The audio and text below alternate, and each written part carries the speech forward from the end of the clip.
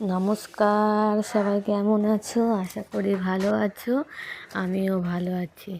আজকে আমি রান্না করব কম তেল ঝাল মশলাতে মাটন।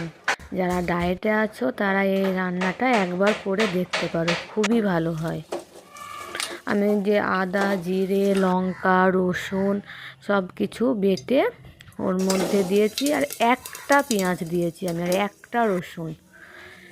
কুকারের মধ্যে আমি অল্প তেল দিয়ে 5 ফোড়ন দিয়ে ওর মধ্যে মাংসটা ঢেলে দিলাম। আমি আলাদা করে কুকারের মধ্যে কড়াইয়ে এটাকে দিইনি, একবারে কুকারের মধ্যে কষিয়ে রান্না করে নিয়েছি। অল্প কষাবো, বেশি কষাবো না। কষানো হয়ে গেছে, আমি আলুগুলোকে ভাজিনি, না ভেজে এর মধ্যে দিয়ে দিয়েছি। তারপরে গরম জল। বাবু চলে এসো।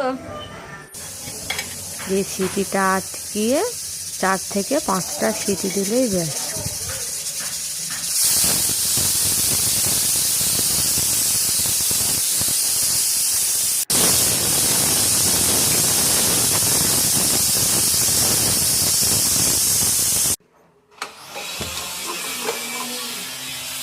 দেখো আমি কয়টুকুনি তেল দিয়েছি, কেমন তেল ভেসে উঠেছে, দেখে মনে হচ্ছে যেন আমি অনেকটা তেল দিয়েছি।